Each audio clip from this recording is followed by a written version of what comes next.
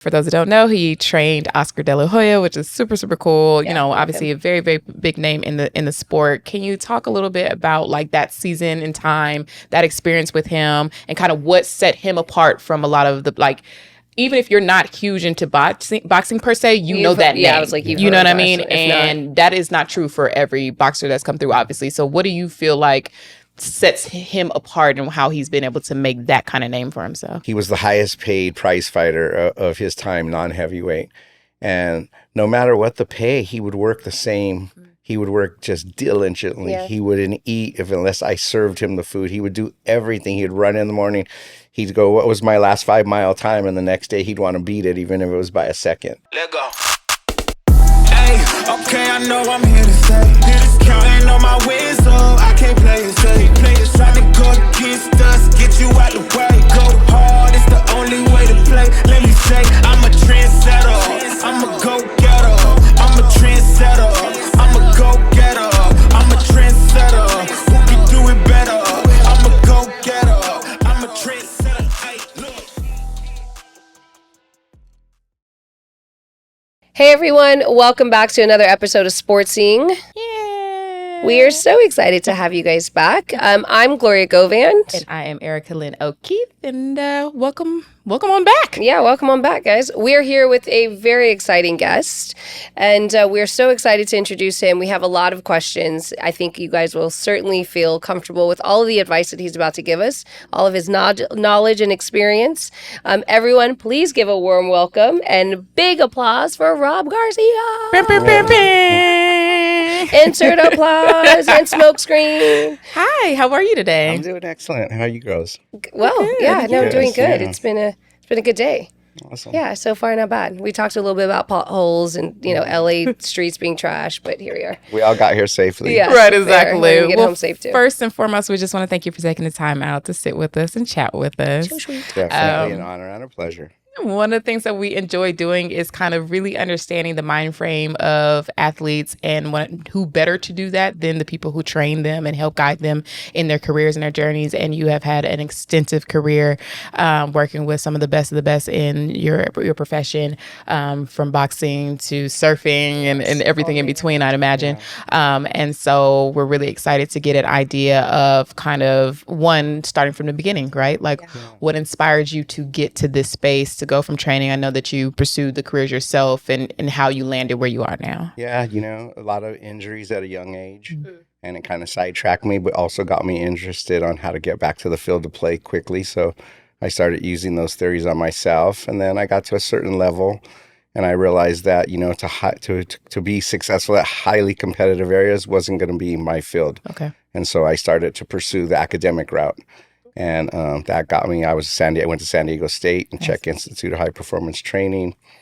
And it really kind of put me in front of the curve for what was going on, because there was people isolated that was either the nutritional specialist, the strength coach, or the skill set coach. Got it. And they all had different ideologies. So there was always people bumping heads, and there's always that theory that too many chefs can ruin the stew. And so when I came on board, I was able to orchestrate all three principles, and it seemed to be there was a lot of continuity, less personalities in camp, and the wins started to just come. And so, they say action speaks louder than words, but results speak for themselves. That's right. That's wonderful. Can you talk to us a little bit more about like your injuries? You had talked, there's a lot of kids today, like they feel like by the time they hit high school, they have to be one sport specific. There seems to be a lot of like reoccurring same injuries, whereas when we grew up, wink, wink, when we grew up, we were playing 3 sports, or probably more seasonal sports. But you had talked a little bit about, having injuries earlier in your career. Like, did you identify a philosophy that helped you, recognize those injuries, recover from those injuries? Well, I had low back issues, and then problems with my brain, and playing tackle football at a young age. I was getting a lot of concussions.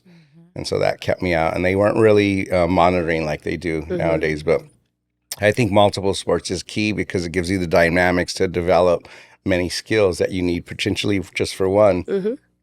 But as you get older, you get more specified, and you don't get a chance to play those. My daughter was an amazing golfer, and she could have gone to college and played on a collegiate level. And when she was younger, she was also good in water polo. And she was like, no, I got to focus on golf. And I was like, enjoy water polo. Right. Do it both. Right. So now looking back, she's like, I should have played water polo too, because she's not playing golf any longer. But I think it's the best to socialize into as many different varieties of sports. And there's like so many commonalities that you can train for. The thing about most sports is that you'll see as we come into the future, bigger, faster, stronger has always won out. And I think there's a guy right now in the NBA 7'5" or something like that, right? Well, in boxing, in wrestling, you have guys that walk around at 170 and they perform at 140 or 150. So our sport is more like a gymnast. So you shrink them down. So you have to find the nutrient-dense food. You have to limit their calories. You have to increase their cardiovascular training to do this. And this is what the supermodel's like, right? It's like, how do you do that? When I do my shoot, I want to be 20 pounds lighter just for that day. So there's some of that goes into it. That's what makes boxing different from all sports, because in other sports, they're just getting bigger and bigger and bigger and faster. And they're kind of promoting that, right? So through the nutrition and the weightlifting and plyometrics and things like that, the athletes just develop more. But do they have a shorter span when you take something all the way to the edge like that early on? Sometimes they can peak early as well. Right. I'm sure. I think the NFL, the career average is 4 seasons or something crazy like that. Yeah, no, max. Right. Yeah, it's pretty intense. Yeah. Interesting. Okay, so you boxing, but you surfed growing up. I grew up surfing. I have 5 different world champions in 5 different sports. So surfing, Brazilian Jiu-Jitsu, MMA, skateboarding, and professional prize fighting. So I trained PLG, Luke Gagnon, and he was going head to head during the Mountain Dew games against Shaun White when Shaun was in his prime. And so we beat him like 5 times in a row. That's awesome. And even there was a couple times he went to get on the podium at the top, and he's like, no, you go on the second step. He's like so used to beating first place. So we just, those results, it was mostly dynamic training that revolved around how I train prize fighters, and I adapted it to those other 4 sports. And so those 4 sports had commonalities. You destabilize the environment, the floor in which they stand on, so that gives you, your foundation gets a lot better. And those principles, they're doing them a lot in basketball in the last 5 or 6 years, the ankle joint, and, creates the stability for everything. So surfers have that stability, and of course, boxers are always moving. Like dancers, and everyone can replicate a somewhat that motion pattern in order to integrate that into their training schemes. Before we went on, we were talking a little bit because obviously, right? I was like, well, hold on now, time out. I got kids, talk to me. We were saying how his training, could it basically translate to different sports? Is there a way to essentially train like the top tier the same way, essentially, regardless of what sport, that you are training for? And you certainly just touched on that a little bit. Can you kind of talk about your experience in that, what you've kind of identified as your almost like curriculum, right? Yeah. That curriculum, the base of that curriculum comes from Paul Chek and the Chek Institute of High Performance Training.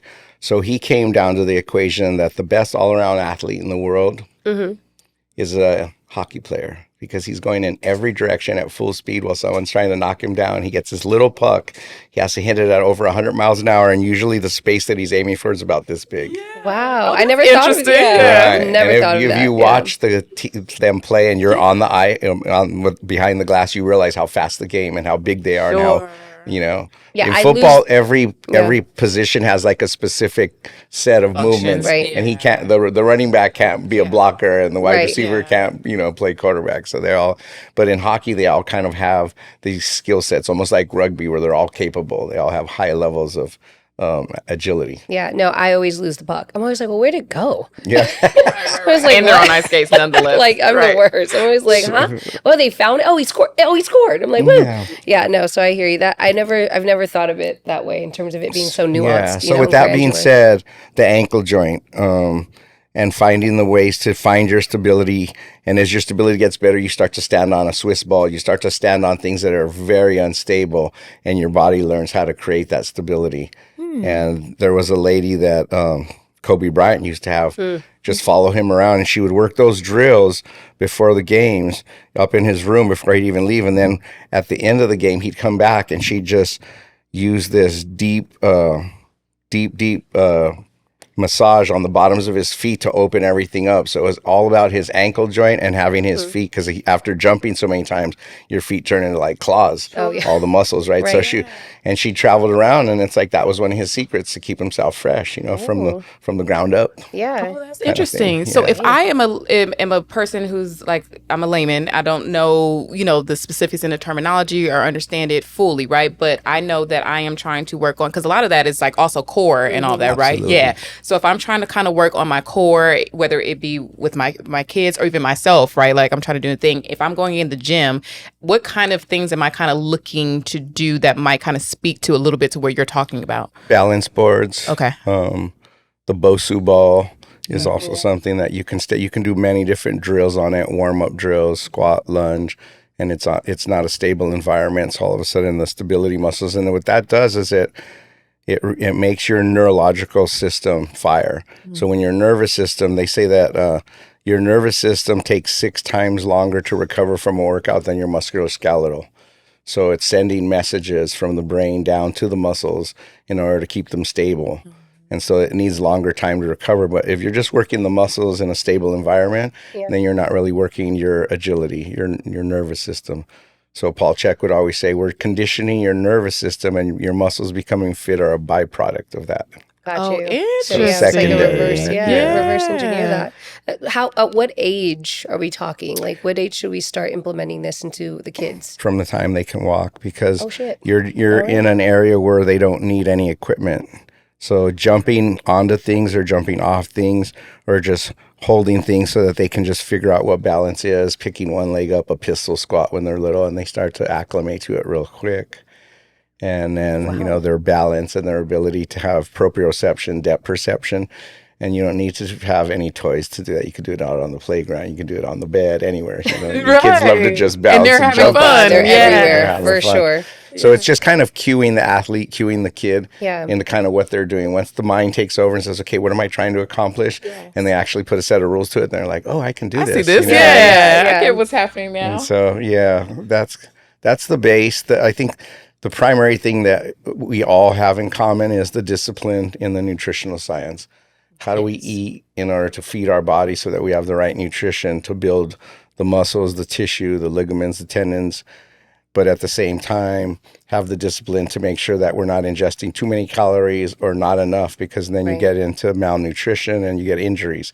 So when you get too lean, you have all these little injuries. I pulled a muscle again. I did this, I did that. So there's a real balance there, and that information could be shared across the board to a non-athlete, an athlete. Every 4 hours, we all get hungry. What's the best choice to make? How are we making these building blocks? These building blocks are the tissue for our brain, for everything. Chinese medicine, it's the highest quality blood and the most hypercirculation. So if we can ingest the right things to have high quality blood, and then we have circulation so it gets to all our tissues, and then we're supposed to be vibrant beings, and we don't need medicine or anything. You know what I mean? So that's like the simplicity of it.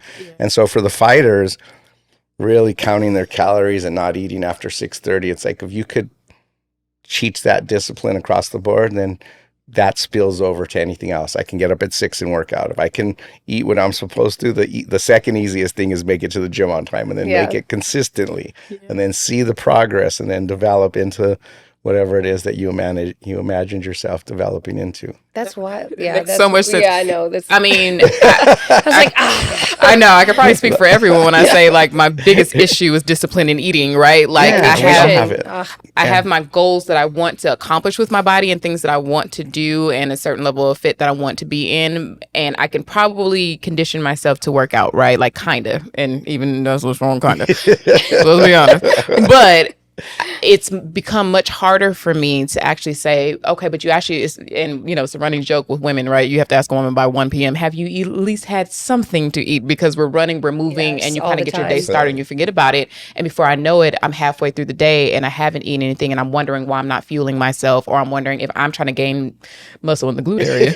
And I'm wondering why I'm not gaining muscle because I'm not even doing the proper intake. So when you and your boxers or wrestlers are getting ready for a match, for example, and I know you were just sharing your excitement with some young boxers that you have going on. Can you talk us through like how, like, you know, if the match is on, you know, May 31st, when does this process get started for training for that specific match? And then kind of how do you set the tempo for what it looks like? I think a really simple way to do it is to reverse engineer. So let's just say the girl is going to get married on April, Okay. you know, at the end of April. So she just works backwards. So here's her ideal weight. Here's the dress she wants to fit into. Here's how many workouts. And so you go all the way as far back, 5-6 weeks, wherever you're at, and you write the program in reverse. So if she wants to be at 131, she's going to have to start losing this much weight, you know, throughout the thing. And she's at this date. And so we do the same. I use the calendar for 55 practices for a boxing match. There's going to be more, but those 55 count. So I work backwards from the night of the fight, 55 practices, and I see the little things, the windows of what I want them to have improvement in each week. 55 practices. 55. So is that okay? And how frequent? I was like, hold on, that my brain is like, wait a second, yeah. And is that every day? So is that 2 days? They train 5.5 days a week. Okay. And so it's usually a good. How long do they train?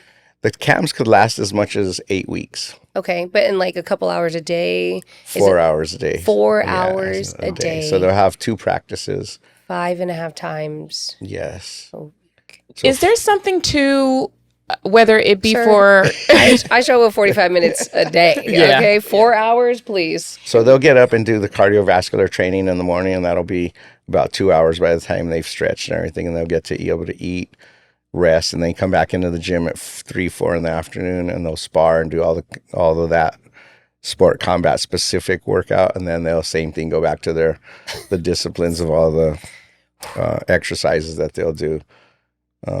And that'll be another 2-hour practice. So that ends up being 4. And then they'll study film, and then they'll get worked on, and then they'll do the sauna ice. So it's like, it's a whole day. It's a process, you know, and they're journaling at the same time and trying to really just find that groove, so that you have to be able to know the value of recovery, because if you're not balanced, then you'll be overtrained, and it's just worse as being then undertrained, because they'll get into the middle of the fight and there's no second win. They'll just be sitting in the thing going, there's nothing left. Right. I left it in the gym. I left it all in the legit. gym. Yeah, no, it's so real, because we talk about this to our kids all the time, like even recovering, because it'll be like a day off, but we'll push them often to be like, well, you still got a foam roll, you still got a cold plunge, you still got a and they're like, yeah, but it's a day off. I'm like, no, that is your day off though. Exactly. You know, that recovery You don't have to do it, you get to do it. Right.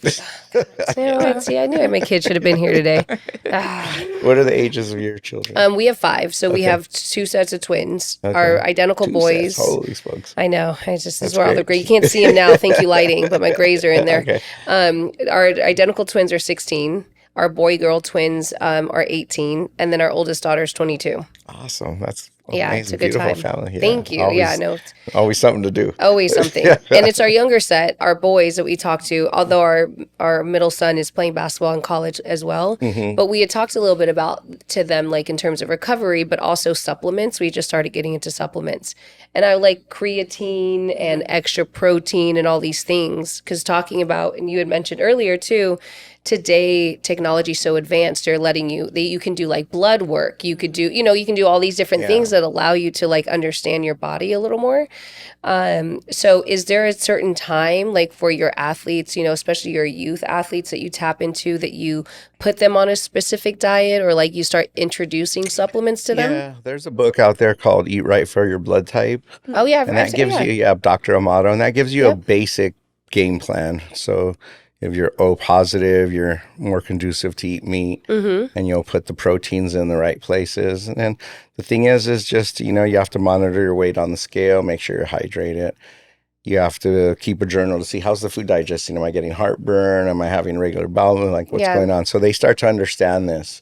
Even at a young age. Even at a young age, because we don't have a brochure or some kind of like something that tells us how we're supposed to run, right? There's no information packet. But the kids are very smart. So if you teach them at a young age, they actually acclimate to it at a very young age. And it was funny because the lady that was my nutrition counselor when I was in junior college, Dr. Chu, she would say, my daughter would say, if I have ketchup on, does that cover the vegetable? I mean, fair question, Like right? at 3 years old. Yeah, exactly. Right. She's Tomato, like, that's a vegetable. right. She's like, is this sauce on pizza? Yeah, exactly. Like, we're solid, right? No veggies for tonight? Yeah, that's cool. That's hilarious. Yeah, no, the nutritional part is something, but I know that creatine and the protein we're trying to add, but we get so many different contradicting things, right? Yeah, It's like, it's where do you begin? each human body is its own chemistry system, so that's why you have to see how it functions, and it's just a smidgen of this and a dash of that. It's never overloading when you're doing supplements. You always want to take the maximum minimum dosage. Maximum minimum dosage. Okay. And then Maximum minimum dosage. Yeah. Yes. So then you'll see how they perform and how they feel on that, how the food digests, how they sleep is always important to ask. And then you scale it. And you scale based it, yeah. off of gotcha. The food that says, I didn't like that. I don't like salmon. So you take it out of the diet for 28 days. Then you might reintroduce it. Okay. And you just kind of sift through stuff till they get like this perfect diet. And it's crazy because once you get it, it's boring because you're eating the same stuff all the Same time. thing. Yeah. When I was training De La Hoya, we were good friends with Kurt Kerkorian, the guy that owned the MGM Grand, and he sold it 4 or 5 times and bought it back.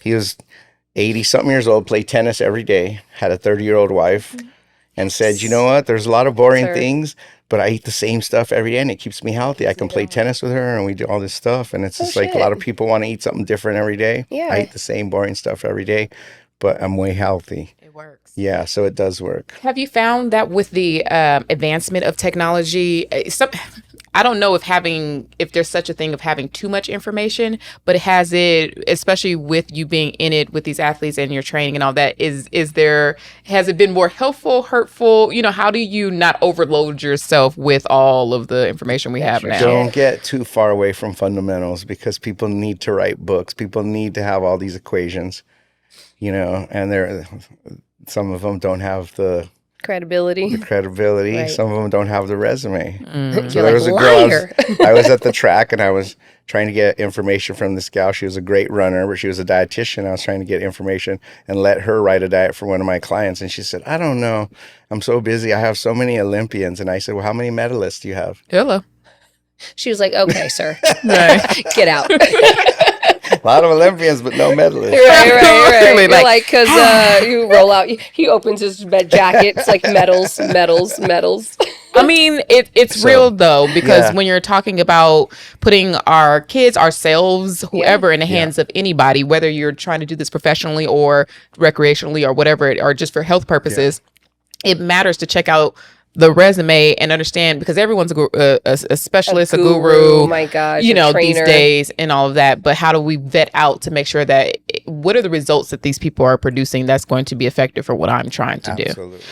Nutrition is a real fundamental thing, and there's more stuff that hits the market, but as long as you keep it simple to the proteins, to the carbohydrates and to the right amount of, you need sugar because your brain runs off glucose.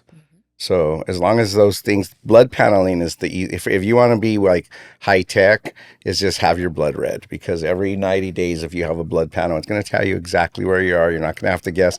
So there's no reason to buy supplements that you don't need. If your blood panel says you don't need extra vitamin B and you're taking it every day, it takes a bit of energy for your body to release it out of your body. For your purge it. So if you're taking supplements that you don't need, your body's incurring energy it has to use to get rid of that. So that's a waste of energy. And you just go to your doctor? You're like, hey. There's several different places now available where you could get the blood panels done. Yeah, absolutely. Okay. Yeah, we'll make sure and share that with you guys, because obviously I'm interested. Yeah, for sure. I felt like I knew I did the, eat for your blood type. And then I felt like I maybe was following the wrong blood type. So if you give blood, or most times, you can check what your blood type is. Okay. And I think that's just a loose rule of thumb. There's indigenous background. Dr. Amato says that doesn't supersede it. I think it does. Because indigenous background, you're going to have enzymes from your grandparents and great-grandparents that they digested food already and they're used to it. Usually takes a generation to get rid of it. Yeah, so when you pass it along. And then, macrobiotic, wherever you live in the world, eat the fruits that are in season. Don't be taking fruits from like other parts of the world. So it's like you're in a certain part of the world and you're like a plant almost, you're there. And so everything in that area is what you're supposed to be ingesting. It's really simplified. So you look at blood type. So if you're O, and then you'll be carnivorous. And then you look at your indigenous background. What did your grandparents eat? Where do they grow up? So that those foods will probably work for you. And then macrobiotic, what foods are in season where you're from around there. Use those 3 principles. That's it, huh? And you run a blood panel a couple times a year, and they tell you, yep, you're deficient in this. You need to because supplements are to supplement your meal plan. Yeah. If you're really eating the right foods, you should have very little need for supplements. That makes sense. Creatine maybe, because your body doesn't, make enough of that. But if you're having creatine, you have to double your water dosages, because it takes the water out of your organs and pushes them to your muscles, so your muscles are more hydrated. So in order for your internal organs to stay hydrated, when you're on creatine, you have to drink more water. That sounds dangerous. Kids were having issues with that in high school football years ago. They were taking too much creatine and not drinking water, and they were actually dying in practice. Well, look at us taking out creatine.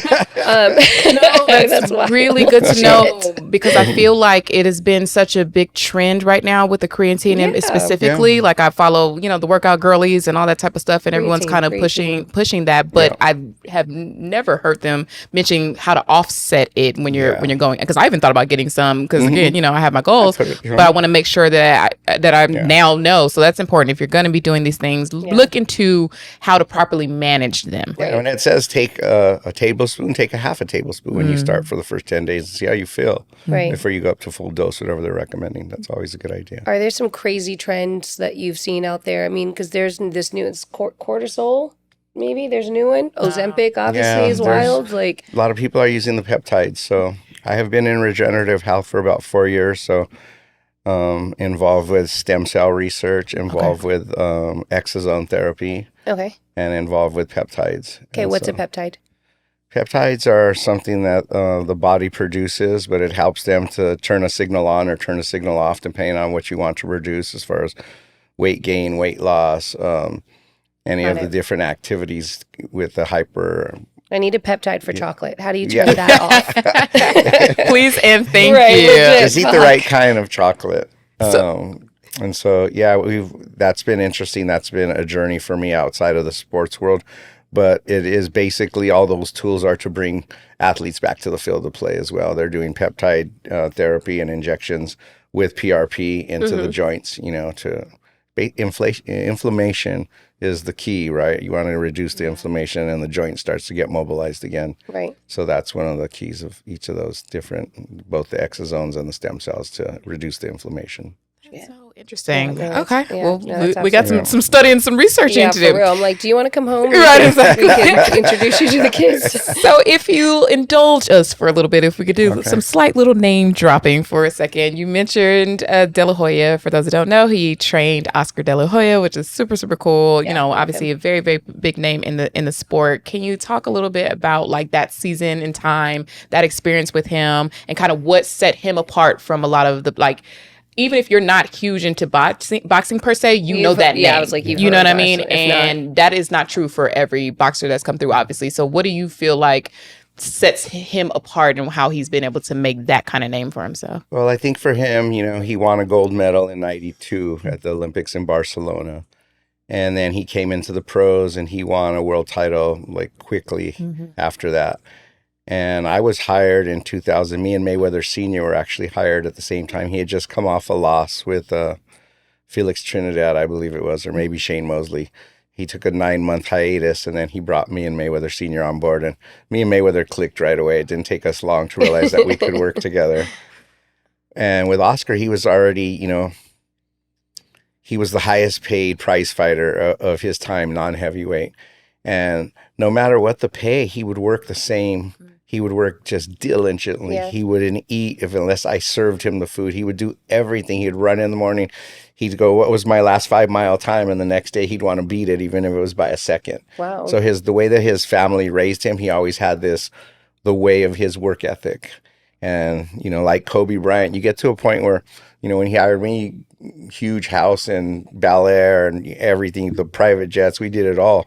And it doesn't bother them. They just want, what's the next fight? How are we going to win this thing? So some athletes, they get sidetracked once they get the money, and the money just takes them in another direction. Right. And you're like, this guy's, he's off course now, but it's not going to have a long career, but it'll be a fun career. And so with De La Hoya, he took on all challenges. He fought all comers. And he just had that work ethic. And at the end, his losses to Pacquiao, it was because he had already burnt out. He already didn't have the focus. It's not that he didn't still have the skills, because I think he was only 36 and he was in great shape. Okay. But he had lost the focus to want to do it, at that level. And I had told him, you know what? Maybe instead of a loss, maybe you just retire. You've already accomplished. I think we had So much, yeah. 6 different weight classes we won world titles in. So we had pretty much scooped them all up. And then he walked away from the sport and became a promoter of the sport. Right. Yeah. So that's what he's doing now. Yeah. Which is smart. And since then, I've had other fighters, not specifically on that grand level, but Peter Quaylen, Kid Chocolate, he was the WBO middleweight world title. I trained him for his title fights. And Ray Beltran was a lightweight world titleist. He was one of Pacquiao's sparring partners for several years. And then I worked in Pacquiao's camps towards the end of his career. And that was interesting. So just learning from all those guys had a very specific hard work ethic. They came from a place where there was no safety net if they didn't make it in boxing. Sure.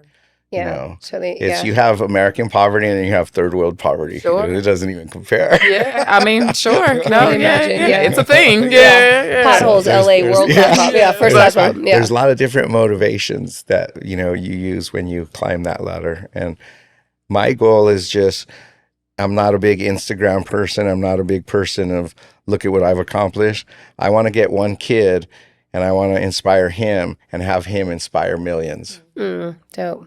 Is that kind of what's happening with the young boxers you're working with right now? Yeah, I have 3 young kids. I have Siderio Mitchell. He's from Grand Rapids. He's 19 years old. He fights at 135. He'll be making his pro debut April 24th. Okay. Nice. And then Shaheem Ashford, he's from North Carolina. He's already had his second pro fight. He was number 2 in the nation 3 years in a row at featherweight 126. And Raleek Bourne, he's from Brooklyn, and he's been a 2-time Golden Glove champion. He's also 19 years old. He's 6 foot and he makes 135. So he got crazy reach, and they're all excited. They're all optimistic. They're all glad that I'm training them. And I can't wait to see what, we can accomplish together. What was it about them that you saw, saw in them that you were like, I'll be willing to train you? Their kids are introduced to me all the time. Yeah. And so one thing was they were coached by their fathers, these 2 kids, and their dads were up for realizing that I've had this kid since he was 10 years old. We're going into the pros. We need help. A lot of times when you're with the dad, he doesn't want to lose out on that money. So even though he's been coaching him already 10 years, he doesn't want to let go of the job. And these dads were really open to work with me and let go of the reins. Okay. So that was the key. And then I just was able to meet them, the working chemistry, when you get along with someone, and then they're phenomenal talent. Yeah. They're highly talented young fighters. Can you speak to that with parents a little bit? Girl, you already know. I was like, well. Because no matter the sport, I feel like to an extent, particularly, but something like boxing, which is very specific and really niche. And I'd imagine if a kid is getting into it, there has to be some sort of connection on from a family standpoint, right? If you're talking to parents and their involvement with their kids' development, there's only so far. I love us, and we think we know all the things, and we know our kid, and that's true. Right. But there is only so far, most likely, especially if that kid has the potential to make it to the upper levels, whether it be collegiate sports or professional or whatever. You can take them. What do you say to the parents in understanding how to kind of find when it's time to make that transition between being the primary and letting someone else come in and do their thing to help their kid get to where they're trying to go? Well, at the end of the day, it's just knowledge is power. And if you've been instructing your child since he started picking up a ball at 10 years old, now he's 16 or 17, he's ready to go to the next level. You really just have to look in the mirror and know what's the best for him, because the more knowledge he has, the more power he has to do things. I get there's very different levels, and once you get to those higher levels, it's intellectual. Sure. All the guys are big and fast and stuff, but the guys that are more clever and are strategic, they're the ones that seem to make it look easy when they're doing it. Yeah. And so gotta just because the parents, if they're not gonna let go, there's a real chance they're not gonna let go. No, for real. Shit, that part. Yes. And so when I come across that, I tell the dads, thank you, but no thank you. Kid Austin came to me, and he was about to have a big fight, and his dad, I could tell they wanted me to go move to Texas and, Oh, wow. live out there with them. But I could see the dad was not going to be the guy that let go of his son. Sure. And I said, no, Yeah. if you think you could do it, Yeah. go do it. Yeah, go and for so Shakur Stevens and him were supposed to fight. He pulled out like 5 days before the fight. Smart, because I don't think he was ready for that one. And I think his dad all of a sudden went, wait a second, we might be in over our head. Oh, shit, yeah. Just kidding, guys. Yeah. Can we take a rain check? Rain check, anybody? He got COVID. Yeah. Right. That's That So, makes sense. Yeah. And you have to take that. You have to take that trip with them. Felix Trinidad, Shane Mosley, both of them, their fathers were a big part of their careers. They were very successful.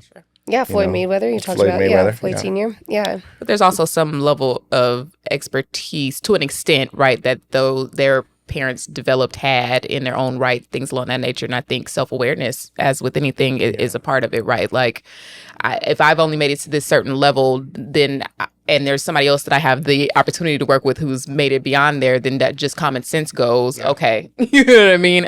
And so you can see the father-son tandems that have had success, but let's also put it in proper context. I think it's important. I think a lot of the times, though, too, because a lot of trainers, like, for example, if they haven't like been there, done that, or like were an athlete that accomplished certain things as well, and then look to train, do you find that some parents are like, well, like, sure, you've never been in his shoes, though. Like, do you find a lot of, parents kind of hitting you with that at all? No, not really, because I just tell them you can't take someone on a tour of a place you've never been. And I have many world championships on my back. Again, shows the jacket, medal. Once you get the experience of being acclimating to being there, being able to be more in a relaxed environment when you get there. Mega fights, when that locker room door opens and the HBO cameras are cards on the table time. Hello. Yeah, for real. Time to go. You don't get used to it, but you kind of acclimate to it. So you get used to that excitement at least, And so when you've been to those big pay-per-view fights a number of times, then you know how to prepare for them. You know how to keep your athlete calm and relaxed for as long. Because once that adrenaline dump hits, and then all of a sudden you can't control it. So controlling it through breathing and stuff and staying calm all the way till you get into the ring and start the match, that's key right there. There's a science to that. Do you have them in like yoga or breathing techniques? Techniques. Because that shit gets me nervous, right? Like, my kid has talked about like when before they like jump ball, he's like, my stomach's in knots and like I'm always like, breathe. But that's what it comes down to, understanding breath work. About 7 years ago, I started going up to Malibu and training with Laird Hamilton and Gabby Reese, and I've been there ever since. I had understood a lot about the nutrition and real scientific program design, but they're at the point in their career too, after they retired from the sport, it was about the recovery. How much recovery do you need if you're going to train super hard into your 40s and 50s?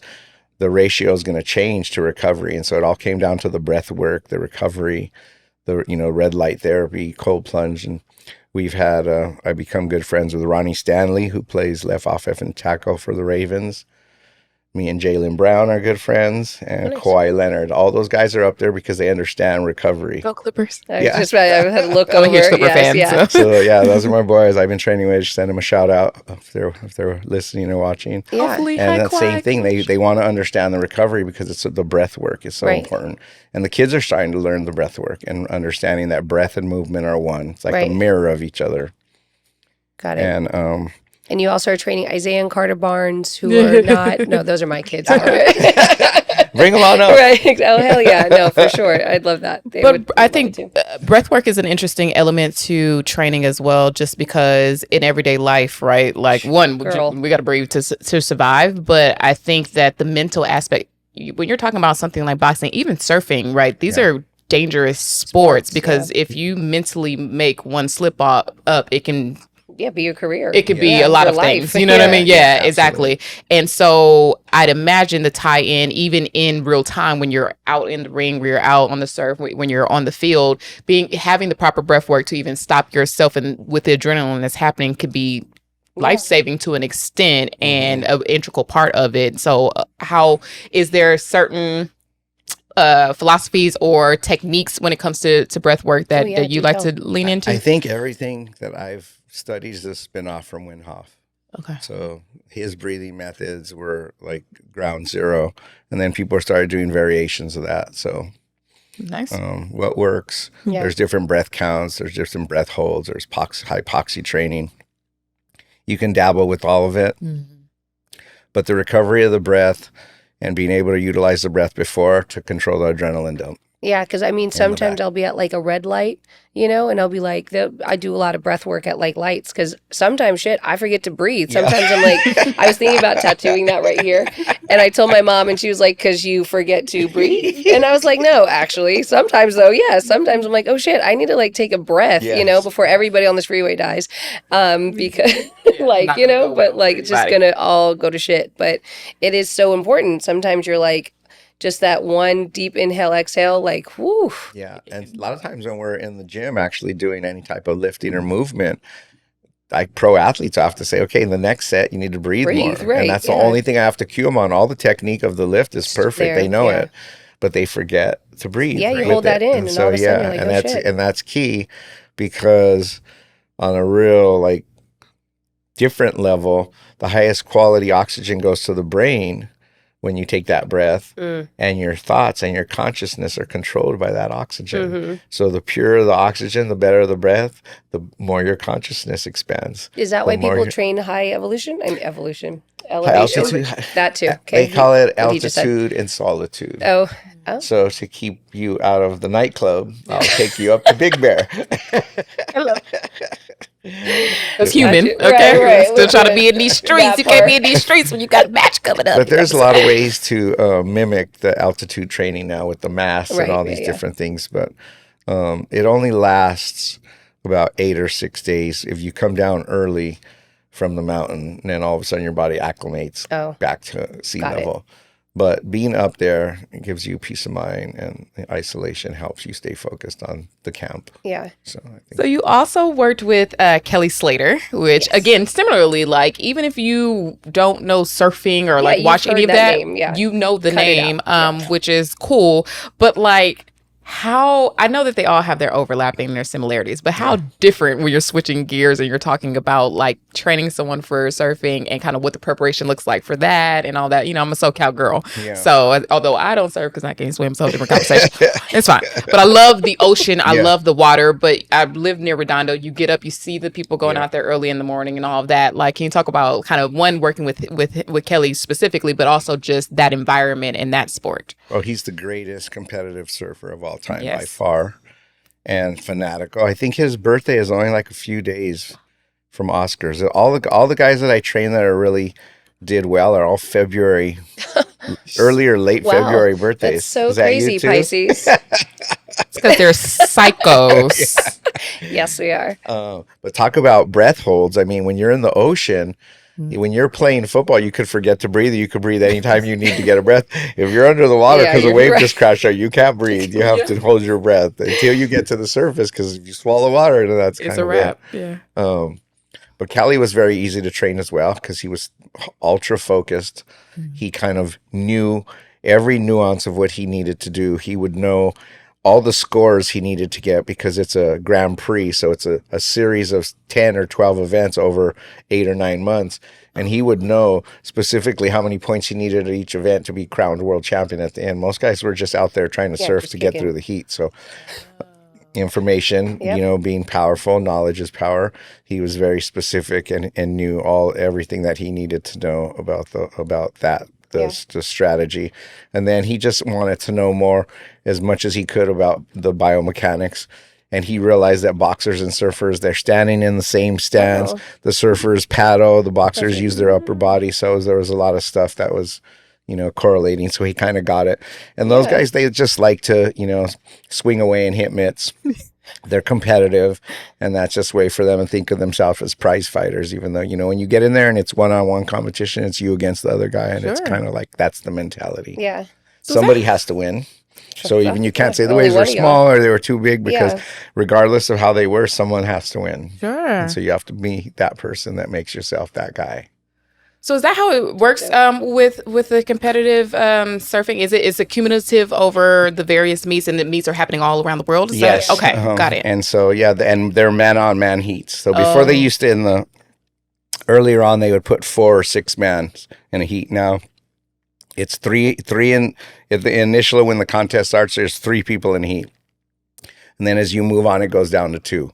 And towards the last end of the contest, the last several heats are just man-on-man heats. Interesting. Yeah, so Do you travel? What's the craziest? I did. I traveled with them for years. For 4 seasons, I did the tour. So we do 13 countries in 9 months before somebody was crowned. Jesus. On 13 countries? 13 What does your countries. passport look like? First stamp you got in there. Pages adding it. It's been a while since I worked with any surfers. I currently train Makua Rothman.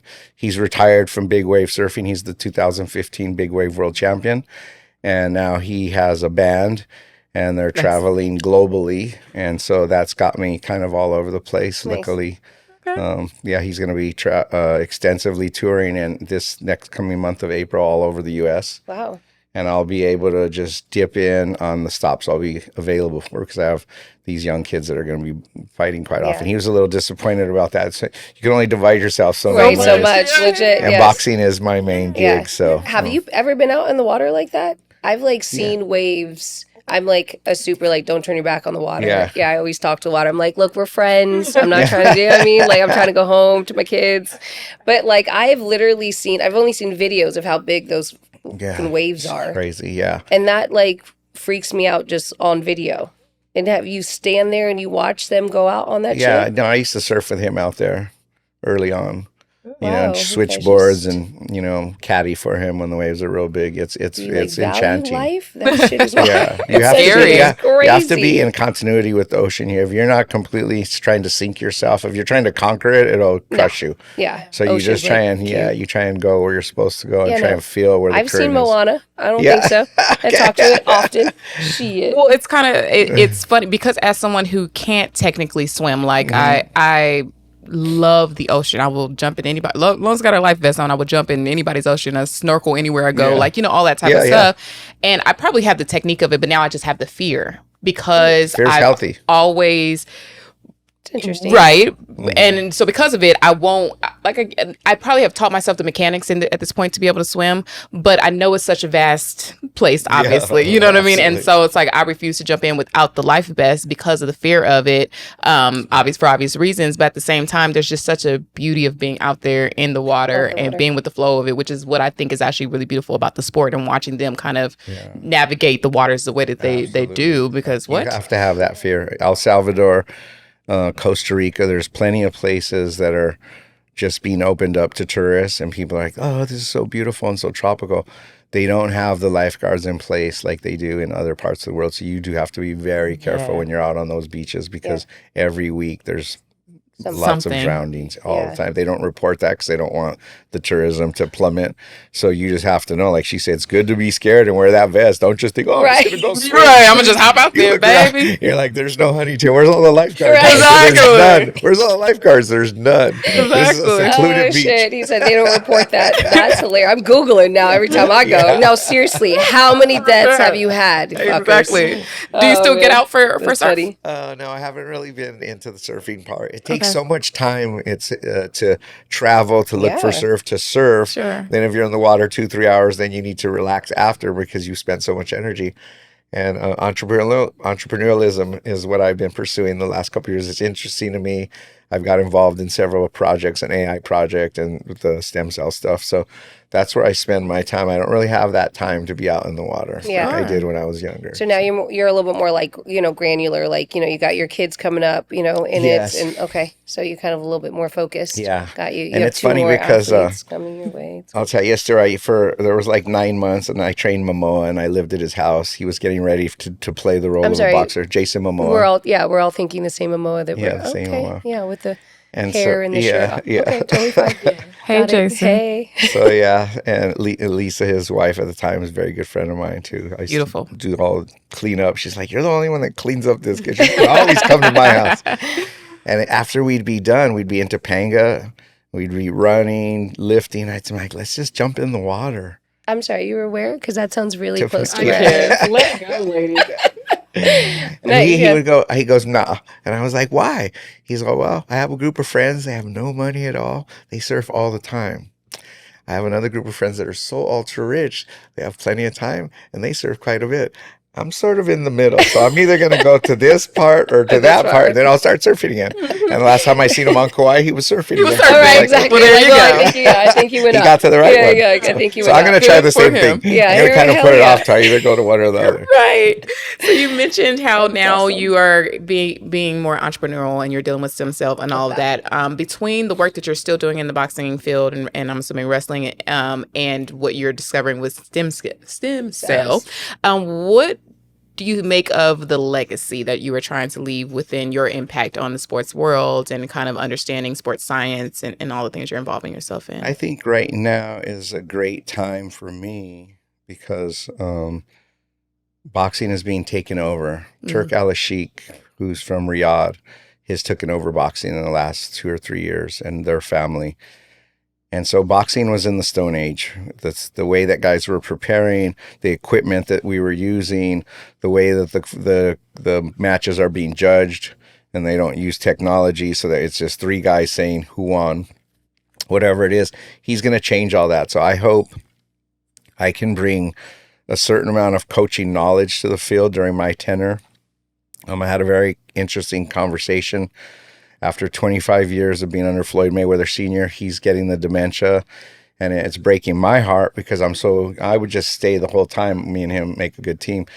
And his wife said, Rob, he's going to go into the shadows, and it's time for you to step out into the light and everything that he taught you to do. Yeah. So hopefully I'll take the reins and I'll get as many wins as he's had. And I'll help coaches understand that there's a coaching style or technique, because all the other disciplines of mixed martial arts, there's a way that they teach Brazilian Jiu-Jitsu. Boxing's the only one that, I used to fight, so I know how to teach this. Yeah. So I'm hoping to build some kind of curriculum so that we can start getting these coaches, young coaches, certified to coach professional fighters. Nice. Because if you develop the coaching, then you can develop as many stars as you need to. But if you don't have the coaching, these kids could have massive talent and not develop correctly. And then they won't be able to reach their optimum, Full potential. full Yeah. potential. So, And then That's is there so dope. something to your approach that also, listen, it's similar to football, right? I know it's a conversation around like, do I put my kid in football? Do I not, because of the violent nature of Right, it and the right. danger of it? Concussions, Same all thing that. with like boxing, right? I'd imagine.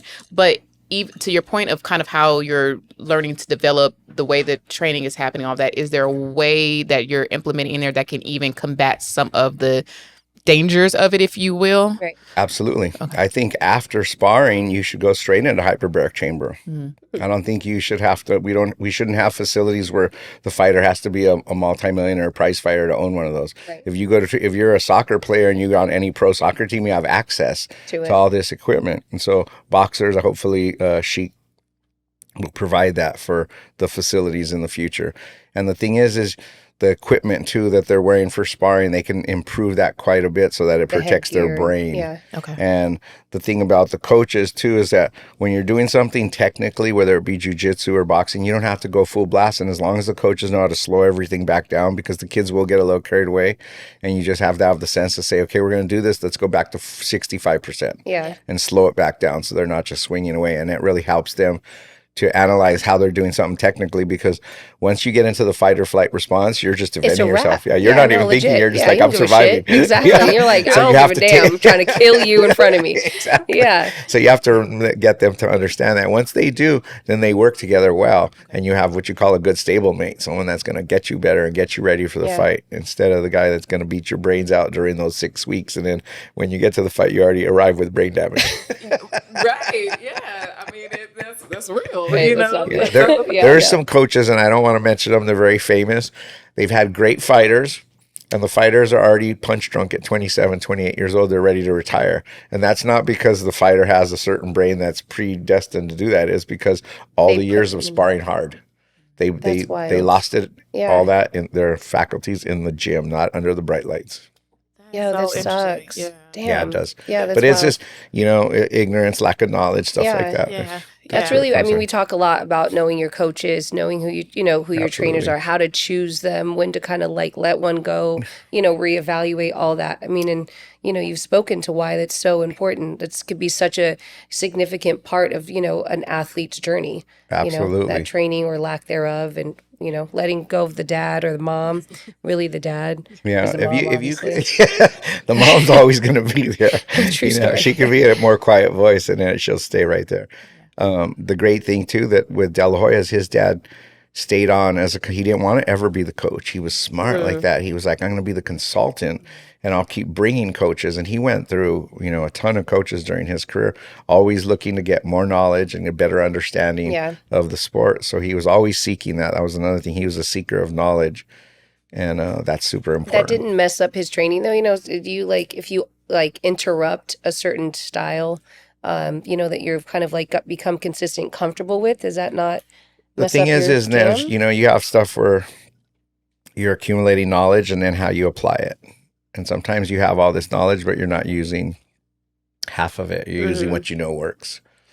But that when something's being done to you, a strategy, someone's already taught you, and you're like, oh, I'm familiar. I'm not going to allow this to work, because even though I don't use this against my opponents, I know this strategy because someone showed it to me. Sure. So I know how to combat it.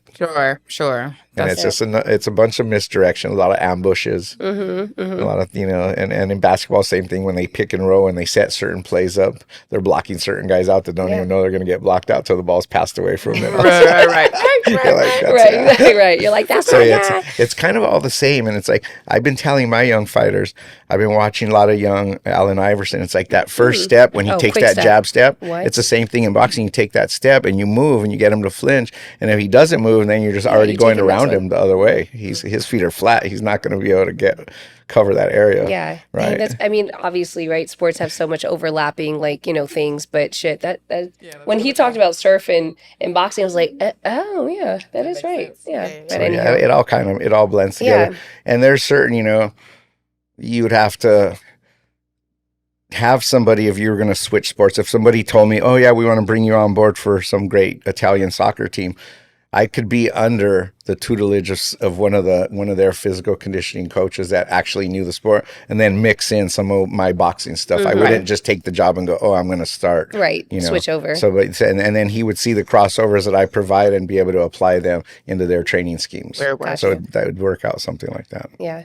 Wonderful. He's going to train the boys. Well, we're excited to see where you go and what you Hell do yeah, with that's your awesome. young talent, and even just in general where boxing is heading. I do think that obviously there's a lot of I'm not a big boxing person because it's a little too Violent for me. Yeah. for me. I'm like, I don't want to watch people punch somebody in the head. No, It's so I can't do crazy. UFC for that reason. But UFC Right. even more so. Oh, 'cause yeah, I don't no. know. Yeah. I cannot. However, it is an intriguing sport when it's at its best. You know what I mean? And I do think that there was a lull in it for quite some time. And I know there was a recent one that, kind of got headways, but it was so much controversy because, to your point, the judging and all of that. So I'm really Is that the excited. Jake Paul situation? No, that isn't real. But it was a real boxing match. I can't even. One of the dudes is from like the DMV area somewhere. I can't think of their names right now. But Because I was like set up. Okay, sorry. no. But I think I'm hoping, and I'm excited to see what you and with the way the it's being taken over now and are able to do, and hopefully bring it back to being a premier sport. That because for a while, listen, you got together, you were watching the pay-per-view, you were watching the boxing match and all of that. One thing that we like to do before we let our guests go is kind of do a fun little game of state your claim, and we want to hear a little bit about your favorites and if you have any in any particular genre. So, do you watch NBA? No, I don't watch many sports. I watch YouTube, and I YouTube fights all day long. I'm so into what I do. So I have 4 hours a day. But, Watching film, breaking down film of fight the 60s to current. Really? And I combine different eras with guys that fought at the same weight to see like what it looks like. Yeah. Do you have an all-time favorite boxer that you're like, if this comes up on my YouTube, I'm watching his match every time? Sugar Ray Robinson. Yay. Classic. I like him. And What about Marvin him? Hagler. He was dynamic in every sense of the word. He was the first flamboyant fighter that had all the cars and, did everything all the way. He would take on all challengers. He would make things look easy, like effortless. He would be beating guys and it looked like it wasn't even trying. John Jones is like that too. I love John Jones. He's never been beaten. He's one of the all-time great UFC fighters. So guys like that inspire me and just how they go about it. Because they bring that color to the sport. They bring, the pizzazz, the thing that makes you want to watch it. And they make the fans love the sport. The other guys that are just getting, to the winner's circle and you kind of want to watch them, but you're kind of bored. Yeah. That doesn't really excite me all that much. They lack the riz, as the kids say. Yeah. Do you have a favorite food? Favorite food, I eat any kind of Asian food I could eat all day long. Really? Yeah. Yes. Okay. Like Thai food, I really love. Chinese food, I love. Yes. Yeah. So I'm like, yes. Right, exactly. That sounds so good. Yes. And then lastly, what do you do in your downtime when you just need to relax, you're chilling, you want to take your mind off of all the business things, all the boxing things? What's your favorite thing to do? Go to the beach and just read or just, swim around. I do, body surf and read on the beach and just kind of go into whatever area outside of the thing that I have to think about 22 hours a day. Are you a February birthday I'm a Leo, August 6th. No kidding. Oh, yeah. Well, that's another one. Okay, Derek, I'm a Pisces. Okay. Obviously, Genius is here. But my husband is a Leo. Okay. Yeah, what's his August birthday? 9th. August 9th? Okay, awesome. Yeah. Yeah, guys have similar. Okay, that makes sense.